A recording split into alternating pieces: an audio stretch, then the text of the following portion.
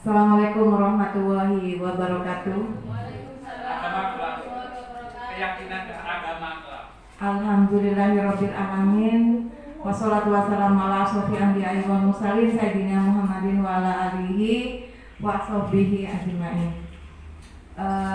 Alhamdulillah pada hari ini kita dapat berkumpul kembali dalam acara diseminasi aksi nyata.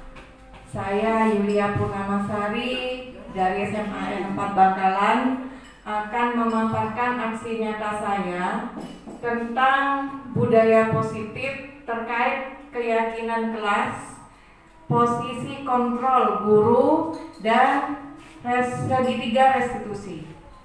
Ya, agar waktu tidak terlalu panjang, saya hari ini akan berbagi pada Bapak Ibu sekalian yang hadir pada hari ini, perwakilan dari guru, tenaga pendidik, ya, ada Sapam di sini, ada dari DU, ada dari wali kelas, dan ada operator, juga ada guru kelas. Ya, di sini saya akan memaparkan apa itu apa itu keyakinan kelas, apa itu disiplin positif, apa itu segitiga restitusi, apa itu 5 posisi kontrol. Ya, seorang guru itu punya 5 posisi kontrol. Ya, jika seorang murid itu melakukan sebuah pelanggaran. Posisi kontrol yang pertama, ya, itu adalah sebagai penghukum.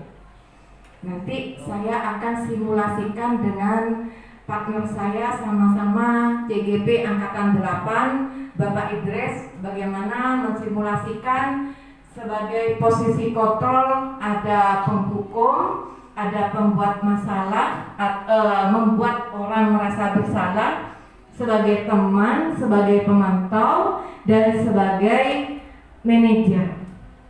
Ya, sebelum masuk pada posisi kontrol ini, kita harus dari diri kita dulu sebagai guru.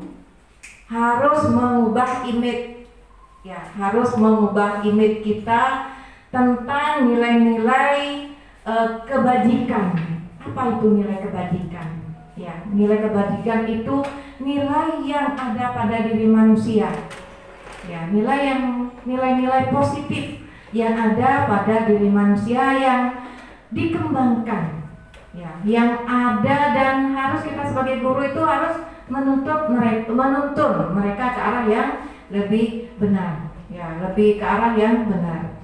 Dari beribu-ribu nilai-nilai kebajikan itu dikukuhkan menjadi 6 pelajar profil Pancasila, yaitu beriman, bertakwa, dan berakhlak mulia, gotong royong, berbineka global, mandiri, kreatif, dan bernalar kritis. Nah, dari profil pelajar Pancasila itu dijadikan dasar nantinya untuk Bapak Ibu wali kelas maupun tenaga pendidik untuk membuat sebuah keyakinan kelas. Jadi keyakinan kelas atau keyakinan sekolah itu tidak hanya dibuat di dalam kelas saja, untuk wali kelas saja, tidak. Semua guru, semua tenaga pendidik pun di dalam ruangannya, di TU, buat keyakinan. Kalau keyakinan datang tepat waktu. Nah, ya. Di lab IT, karena saya di lab IT dengan Pak Idris, ya, yang melakukan aksi nyata di sini, memaparkan atau berbagi. Boleh di sini Pak David nantinya dibuat keyakinan ruangan lab IT, bahwa sebelum masuk di ruang IT misalnya harus sepatu di luar untuk menjaga kebersihan. Berikutnya, tidak boleh merusak peralatan yang ada di dalam lab. Tidak boleh merusak ada yang di dalam lab. Nah, sudah kita tahu bahwa sebuah keyakinan akan dibuat, maka sebelumnya kita tahu posisi kontrol. Posisi kontrol ya yang saya simulasikan nanti sebagai penghukum. Sini Pak Idris, simulasi. Nah, bagaimana seorang guru itu berposisi sebagai penghukum pada siswanya? Otomatis kalau dia itu sebagai penghukum, ya, siswa ini berarti kan membuat kesalahan. Nah, sekarang nanti akan saya minta Bapak Ibu sekalian membedakan 5 posisi kontrol yang paling ideal bagi seorang guru ini yang mana? Ya. Sekarang kita simulasikan posisi kontrol sebagai penghukum. Ya. Pak Idris sebagai siswa yang bermasalah datang terlambat dan saya sebagai guru BK-nya. Ya, Assalamualaikum Bu. Idris, berapa kali kamu terlambat terus Idris? Sudah 3 kali Bu. Waduh, bagaimana ini Idris? Sudah, kalau begitu kamu keliling lapangan 23 kali. Waduh, capek Bu. Nah, itu sebagai penghukum. Ya, apa yang akan muncul pada diri siswa? Seperti kalau saya sebagai guru memberikan dia momentum, kamu harus lari 23 kali. Nah, ada rasa penyesalan, ada rasa marah. Iya, ada rasa marah paling tidak. Engkau telat ya, padahal telat. Nah, cuman kok hukum seperti itu. Nah, itu sebagai guru sebagai penghukum. Sekarang posisi sebagai orang yang merasa bersalah. Saya sebagai murid, Pak Idris sebagai guru. Pagi Pak. Ya, pagi. Kamu kok sering tidak mengerjakan tugas matematika? Kenapa kamu? Iya Pak, males. Kenapa kok malas? Ya bosan sih Pak. Oh, bosan. Ya. Ya sudah, kalau bosan kamu duduk aja di luar sana. Ya. Jadi saya kan merasa bersalah. Ya. Sebenarnya saya kalau seperti itu kan ibaratnya saya itu tertekan. Nah, sekarang posisi sebagai teman, Pak Idris sebagai murid. Kalau sebagai teman seperti ini. Ya Bu, kenapa saya dipanggil Bu? Idris, kok terlambat lagi? Ayo Bu, yang bisa bilang-bilang Bu, masuk aja boleh apa enggak Bu? Kamu ini, oke lah, jangan didoain lagi ya. Iya, janji Bu, Ya. besok kalau terlambat saya. Demi ibu ya. Iya, iya Bu. Nah, Oke. itu posisi sebagai teman, tapi efeknya ya hanya sesaat, ya. Efeknya hanya sesaat karena faktor eksternal. Lain kali kalau dia terlambat lagi, kalau ketemu guru lain, misalnya Bu Indra, pasti akan tidak dipedulikan karena hanya mempedulikan saya sebagai guru. Ya. Sekarang kalau pemantau, nah misalnya Bu Indra sebagai yang bermasalah.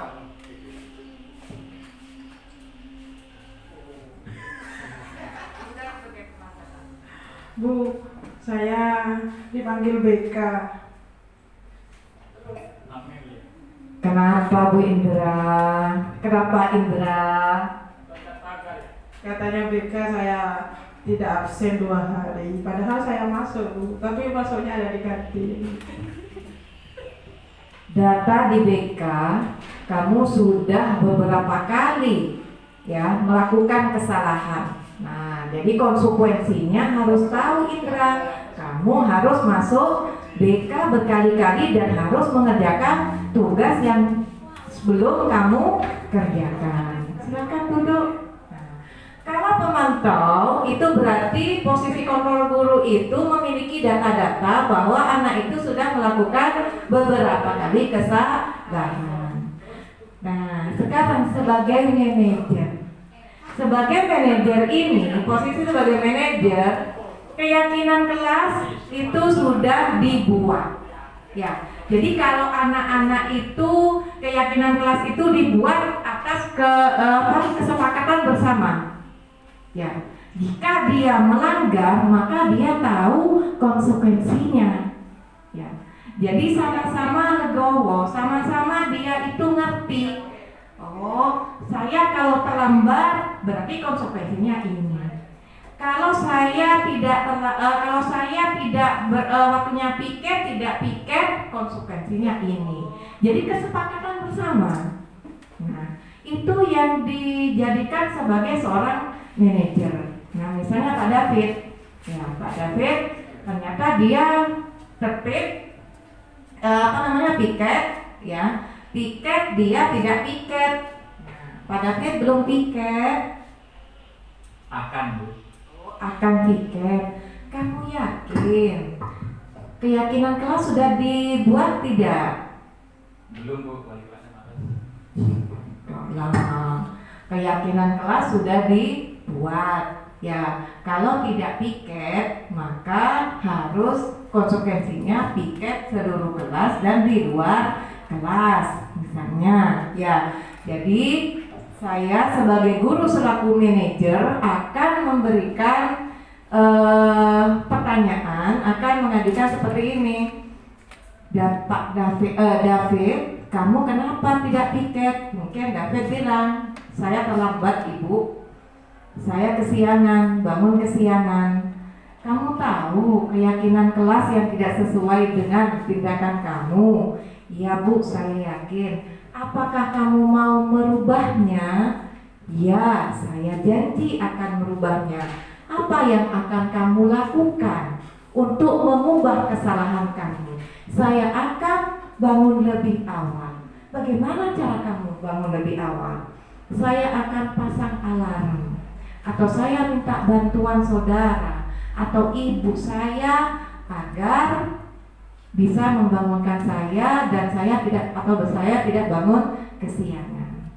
Jadi dari 5 posisi kontrol ini, ya, untuk membuat anak-anak itu menciptakan budaya disiplin itu, saya yakin pasti akan tertanam pada jiwa-jiwa mereka.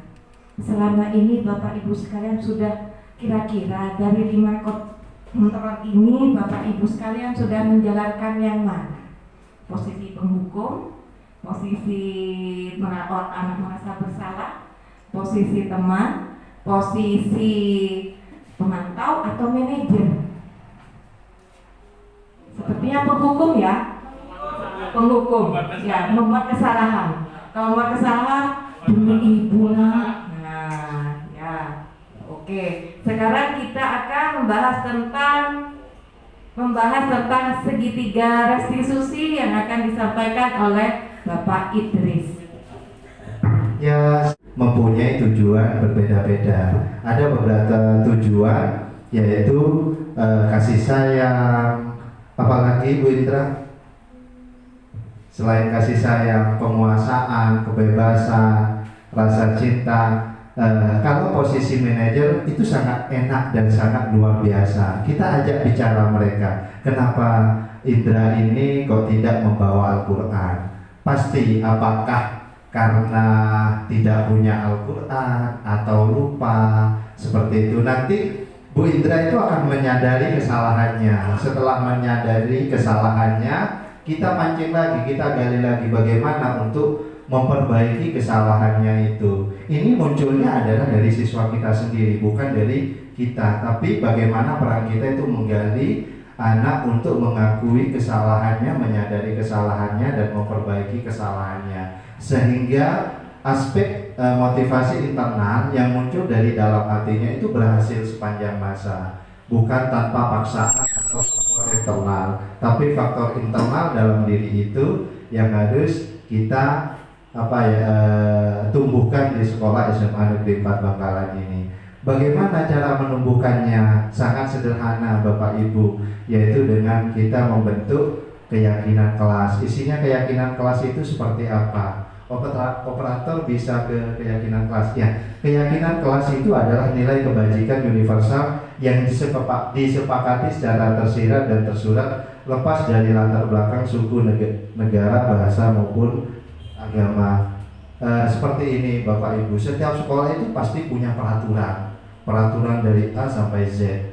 Ada peraturan pagi, masuk sekolah, peraturan di dalam kelas, maupun peraturan pada saat kita ke toilet saja pasti ada peraturan. Ada peraturan memasuki musola. Tapi peraturan itu masih merujuk kepada pemberian hukuman atau sanksi. Kalau keyakinan kelas itu kita buat secara kolaboratif, kita melibatkan siswa. Rujukannya kemana? Rujukannya kepada aturan-aturan yang ada di sekolah ini.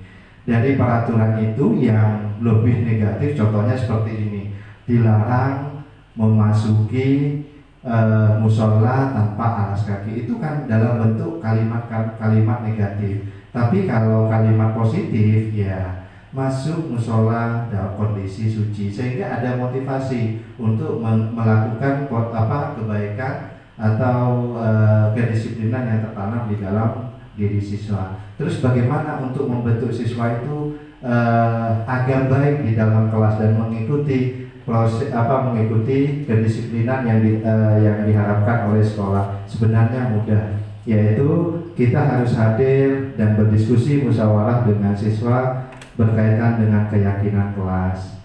Operator ada contoh kalimat negatif yang dirubah ke kalimat positif. Contohnya seperti ini Bapak Ibu.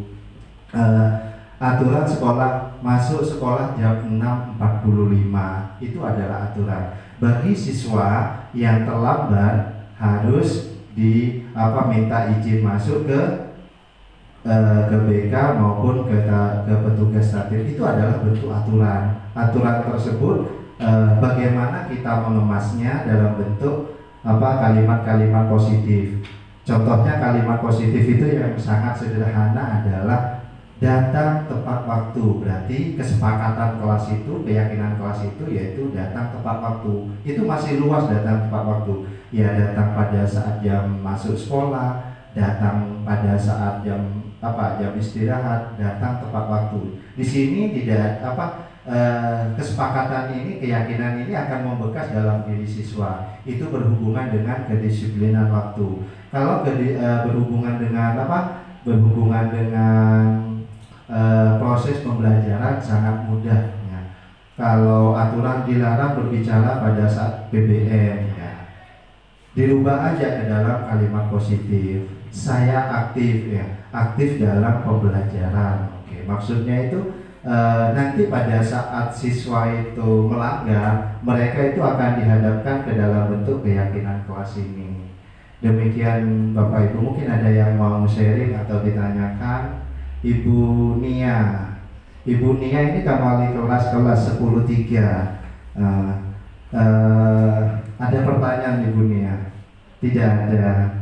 Apakah kita bisa menerapkan budaya positif ini sebagai posisi kontrol, yaitu sebagai manajer dan membentuk keyakinan kelas di SMA Negeri 4? Bisa ya Bu Nia? Ya, nanti saya dampingi Bu Nia untuk ke kelas, untuk membentuk keyakinan kelas. Belum terbentuk keyakinan kelas di kelasnya Bu Nia, kelas 10-3. Oke. Kapan ngajar di kelas itu Bu Nia? Kapan Bu Nia? Bu Nia. Bu Waki mana? Bu Waki ini sudah terbentuk Bu Waki? Belum ya? Oh sudah. Kalau Bu Indra, dari pemaparan saya, apa yang Bu Indra pahami tentang posisi kontrol dan pembentukan keyakinan kelas? Mohon untuk maju Bu Indra. Terima kasih.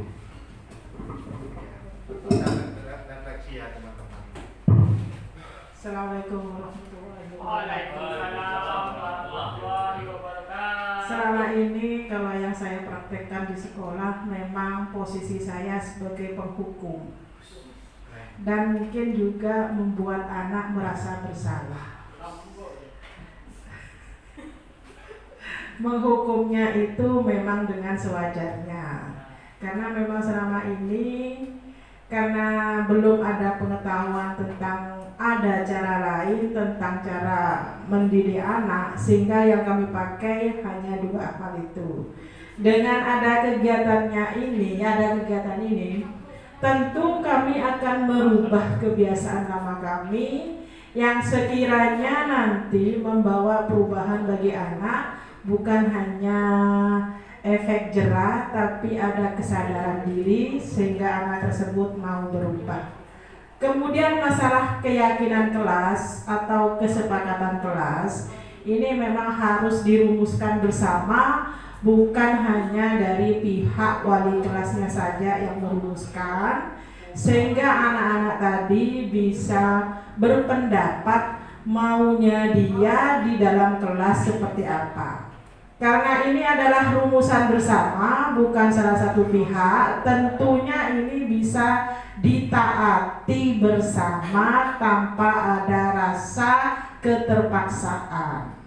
Dan tentunya juga bukan hukuman yang akan diberikan, mungkin ini konsekuensi yang akan diberikan apabila ada anak yang melanggar kesepakatan. Begitu menurut saya Pak Idris selama ini yang saya ketahui. Iya, terima kasih. Bu Indra,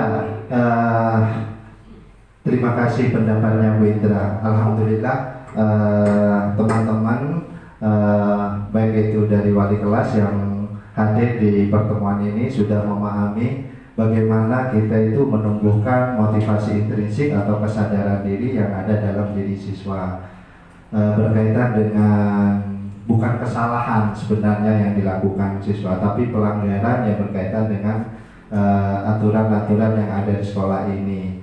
Semoga pertemuan ini bisa membawa perubahan positif untuk siswa kita, karena intinya siswa kita itu adalah manusia.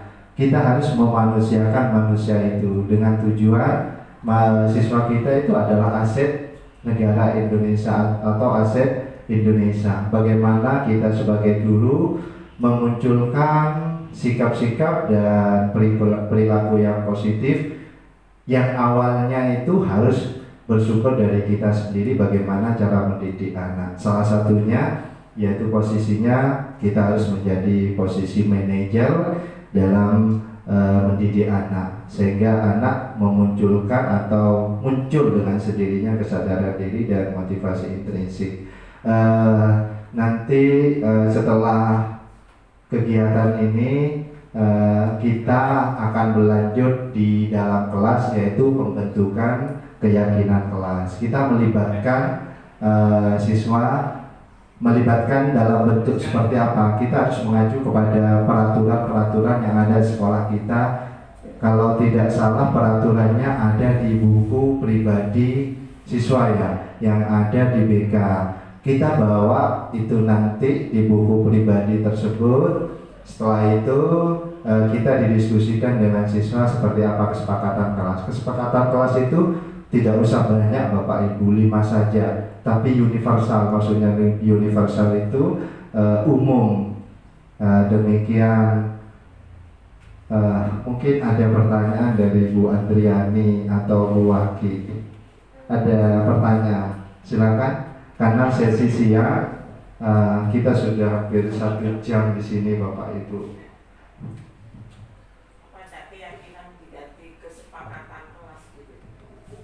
Ya, terima kasih pertanyaannya. Apakah keyakinan kelas itu harus diganti dengan kesepakatan kelas? Ya, oke. Jawab pertanyaannya sangat bagusnya. Keyakinan itu Bu, intinya ya yakin itu percaya. Kalau iman kita, kepercayaan kita. Contohnya sangat sederhana seperti ini. Kalau kita yakin berkendara itu harus pakai helm, meskipun tidak ada aturan, ya kita harus pakai helm. Demi apa? Ya demi keselamatan kita. Kalau kesepakatan itu maksudnya itu kesepakatan itu dalam prosesnya Bu ya.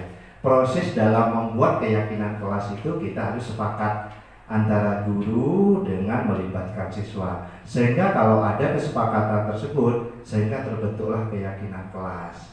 Ya, yakin, kalau sudah yakin itu Bu wis aku yakin. Contohnya ini Bu Reni. Ya mohon maaf saya contohkan ke Ibu Reni. Ibu Reni ini masih bujang ya.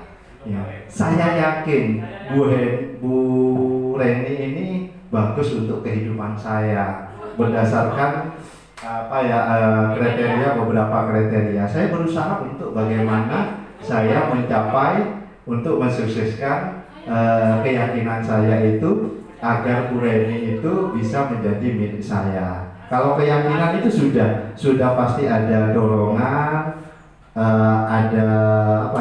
ada pemikiran untuk mendapatkan dan dorongannya. Sehingga kalau sudah didapat, wes senang gitu. Yakin Bu Reni? Yakin.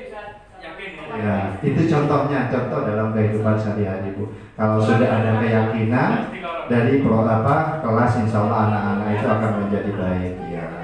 Tapi prosesnya dalam membuat keyakinan kelas itu, yaitu prosesnya melalui kesepakatan. Yakin Bu Reni? Yakin. Ya, mohon disolatkan. Oke. Demikian. Ada pertanyaan lagi? Ibu siapa itu? Ibu Lili. Tidak ada Bu Lili. Oke. Satu kata untuk perubahan ke arah positif, yaitu mari kita menjadi guru sebagai posisi kontrol sebagai manajer, dan marilah kita dari satuan yang terkecil kita buat keyakinan kelas. Oke. Sudah, makasih Bapak Ibu. Assalamualaikum warahmatullahi wabarakatuh.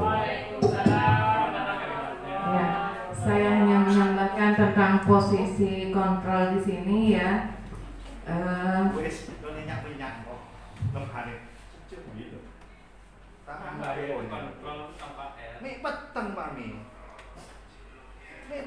Posisi kontrol di sini ya, kadang saya memang melakukan sebagai penghukum kebanyakan dan merasa bersalah. Tapi pada dasarnya anak-anak akan mengulangi kembali. Ya. Dan menjadi posisi kontrol manajer itu memang butuh proses dan butuh waktu. Tidak semua guru mampu untuk langsung aktif atau langsung proses sebagai seorang manajer. Jadi butuh proses bertahap dan kita hanya bisa mencoba berdoa agar posisi seorang manajer itu yang ada pada diri kita itu berkesinambungan atau berkelanjutan. Ya. Dan saya berdoa semoga Bapak Ibu guru yang ada di sini tetap dan terus menerapkan posisi kontrol seorang manajer. Nah, akan saya paparkan beberapa tentang segitiga restitusi.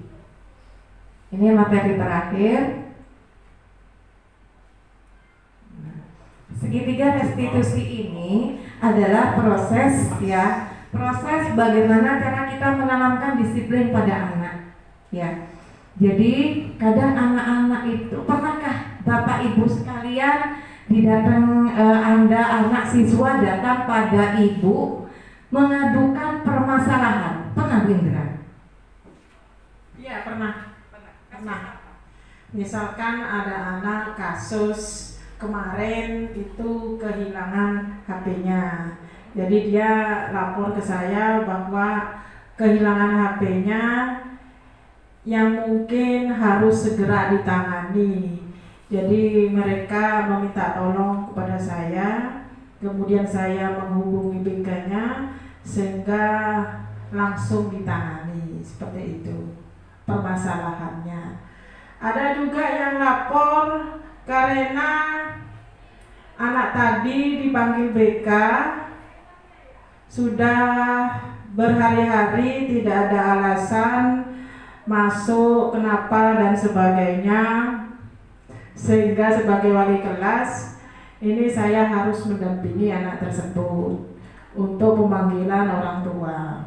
Banyak sekali kalau masalah anak-anak itu. Pernah saya itu mendampingi anak karena anak tadi istilahnya bermasalah yang tidak bisa diungkapkan secara umum, masalahnya seperti itu, sehingga kita adakan penyelesaian dengan BK bersama-sama. Dari sekian permasalahan itu, kalau kita tarik untuk mendisiplinkan anak itu ada suatu proses yang di dalamnya ada nama segitiga restitusi. Kalau saya kemarin, permasalahannya yaitu anak itu dibully. Ya, anak itu dibully. Dia itu percaya diri kalau dia itu bisa mendaftarkan dirinya menjadi seorang pragawati. Ya, kriterianya dia ada menjadi seorang pragawati. Tapi setelah dia ikut sosialisasi, masuk ke dalam kelas, dia itu dibully karena dia anak orang miskin. Ya, yang pertama dia anak orang miskin. Berikutnya alasan kedua, dibulinya dia karena dia tidak pintar. Ya, karena dia tidak pintar. Akhirnya dia marah, adu mulut lah di dalam kelas. Jadi dia menghadap saya, minta pertimbangan pada saya. Segitiga yang saya lakukan, segitiga restitusi yang saya praktekkan adalah yang pertama adalah menstabilkan identitas. Ya, dia datang ke saya, ibu saya mau ngadu, saya dibully, saya dikatakan bodoh, saya dikatakan miskin, saya tidak akan diterima menjadi pragawati. Nah, apa yang saya katakan? Nah, yang saya katakan di sini adalah sabarnya. Ya, kalau kamu yakin bahwa kamu kriteria itu ada pada diri kamu, untuk apa kamu marah? Ya, manusia itu punya permasalahan. Manusia itu tidak ada yang sempurna. Ya, semuanya punya kodrat masing-masing. Nah, akhirnya dia agak reda. Ya, agak reda. Setelah itu validasi tindakan yang salah. Nah, saya balik tanya, terus apa yang kamu lakukan pada saat itu? Ya saya balik katain dia.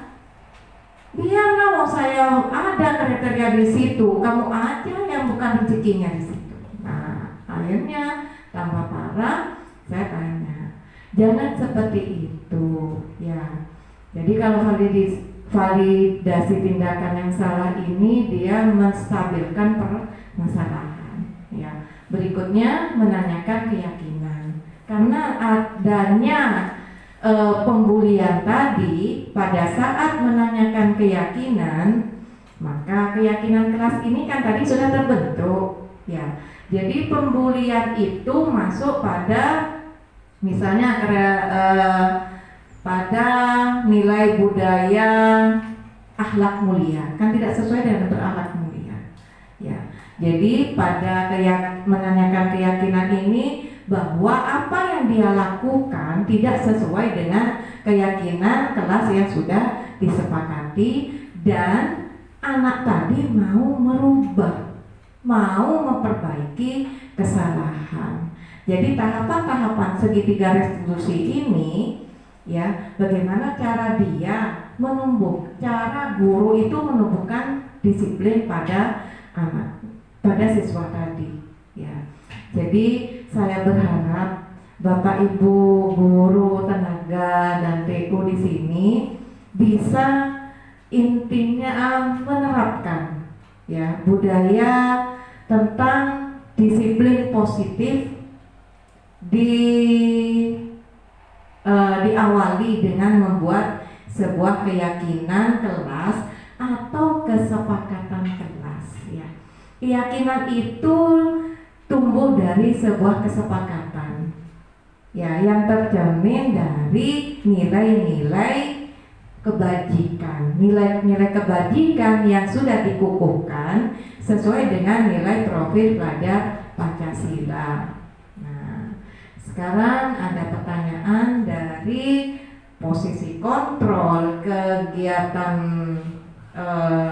segitiga restitusi ataupun dari keyakinan kelas. Mungkin ada pertanyaan buat Driani selaku partner saya sama-sama guru ekonomi. Apakah ada pertanyaan? Tidak ada. Mungkin saya butuh testimoni ya, butuh dari pencerahan mungkin dari Bu Indra, bagaimana setelah tanggapan Bu Indra atau Bu Reni, tanggapan Bu Reni setelah pemaparan tentang keyakinan kelas, posisi kontrol dan segitiga restitusi. Silakan Bu. Ayo langsung kawin. Kok kawin? Restitusi. Oh, restitusi. Ya baik, terima kasih atas kesempatannya Bu Yulia. Setelah apa yang dipaparkan oleh Bu Yulia tadi, ada beberapa hal yang mungkin bisa saya terapkan di dalam kelas nantinya. Terkait dengan yang pertama, posisi guru. Ada 5 posisi guru sebagai penghukum, kemudian yang seterusnya hingga sampai manajer. Mungkin selama ini memang kita kebanyakan lebih banyak memberikan hukuman kepada siswa ketika siswa tersebut banyak melakukan kesalahan tanpa kita gali dulu yang ceritanya bagaimana.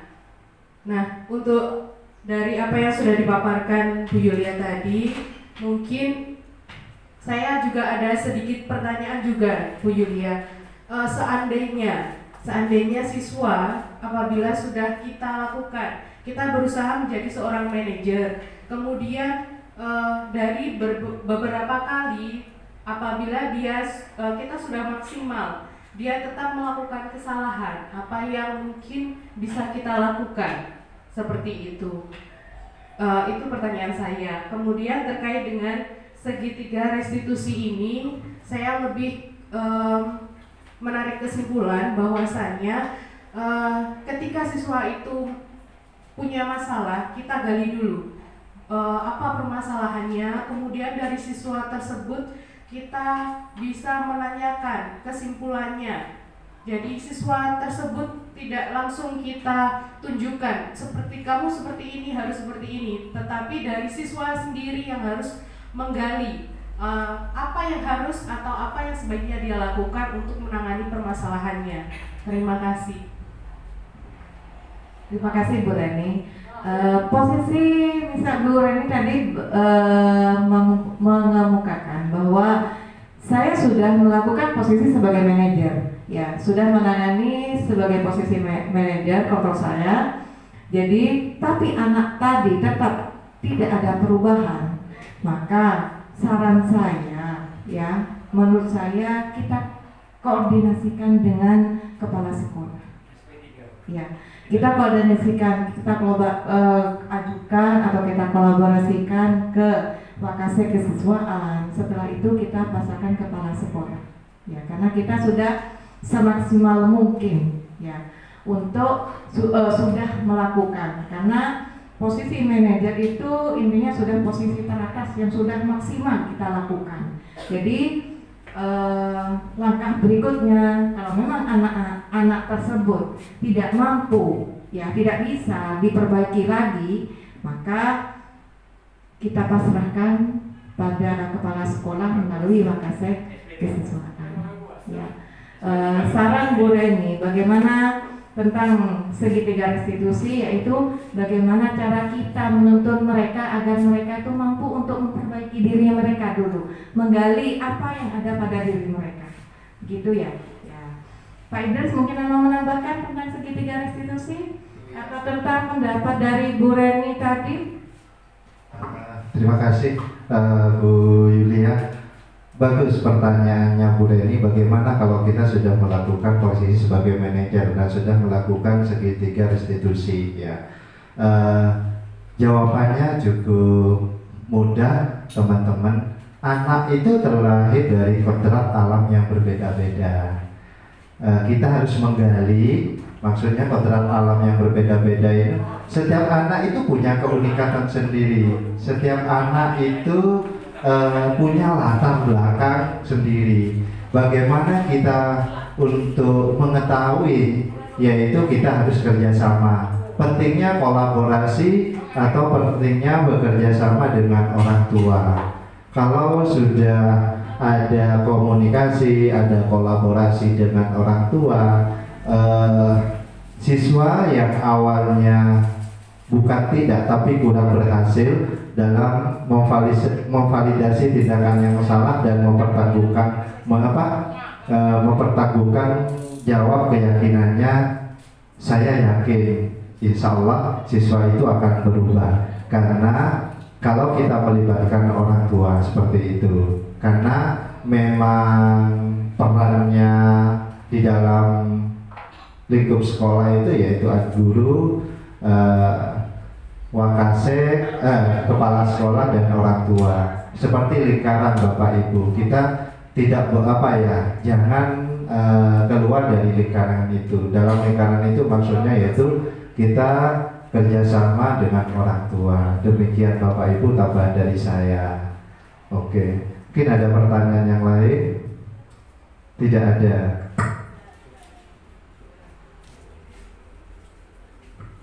Jadi adanya kolaborasi semua pihak, ya. Yang di sini yang terpenting adalah semua pihak yang ada di sekolah untuk mewujudkan siswa yang berprofil pelajar Pancasila, yang memiliki nilai-nilai kebajikan yang universal, ya, seperti berakhlak mulia, berimpact, berbineka global, mandiri, kreatif, terus berkreasi, ya. Nah, itu memang butuh ya dukungan. Jadi tidak hanya di sekolah saja, karena di sekolah kita hanya tidak sampai 24 jam, ya. Lebih banyak siswa itu berada di rumah. Jadi tidak hanya di pihak sekolah saja yang bisa berkolaborasi dengan orang tua pun atau wali murid dan lingkungan sekitar. Kita butuh kolaborasi agar terwujud, ya, untuk mewujudkan disiplin pada murid. Jadi bagaimana disiplin murid itu bisa tercipta dengan adanya pembiasaan yang berkesinambungan, ya. Dari mana awalnya? Ya dari kita sebagai guru, memberikan contoh yang terbaik bagi anak-anak kita. Saya yakin di SMA 4 Bangkalan ini budaya-budaya positifnya sudah berjalan dengan maksimal. Seperti pagi kita sudah standby 6:30 sebelum kita masuk, jam 7:kurang 1/4 kita sudah standby di depan pagar menyambut kedatangan siswa dengan 5S: salam, sapa, senyum, santun, dan sopan. Ya, salim, jangan lupa. Nah, setelah itu kita masuk kelas, berdoa, mengaji, kemudian kita melakukan sholat duha, ya. Dan budaya baru yang akan saya prakarsai nantinya, yang akan saya ajukan pada pihak kurikulum adalah budaya gotong royong yang akan berkesinambungan, seperti kerja bakti yang akan rutin dikerjakan, dan budaya istighosah, ya Pak Idris, ya, yang menjadi agenda kita nantinya, ya, menjadi agenda rutin, agar dengan adanya istighosah mungkin keadaan sekolah kita akan memiliki cahaya yang luar biasa, ya. Jadi inilah paparan dari kami CGP calon guru penggerak angkatan 8. Saya Yulia Purnamasari dengan partner saya, sama-sama guru penggerak angkatan 8, Muhammad Idris, ya. Sangat-sangat berharap bahwa apa yang kami paparkan pada hari ini bisa bermanfaat dan bisa terlaksana secara berkesinambungan atau berkelanjutan. Salam guru penggerak, bergerak, tergerak, dan menggerakkan. Salam dan bahagia.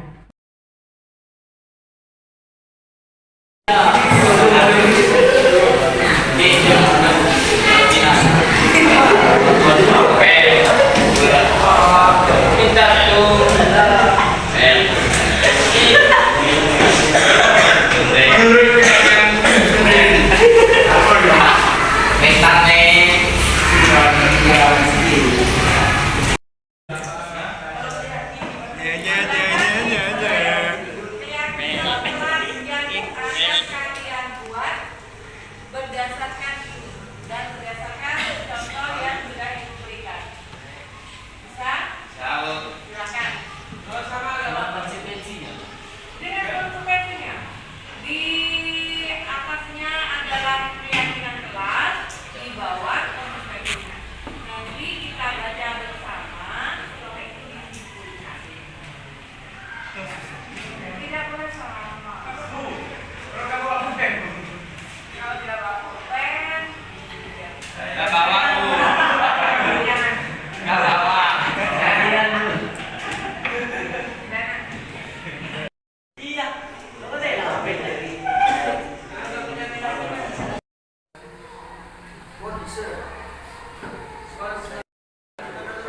Ayo masuk.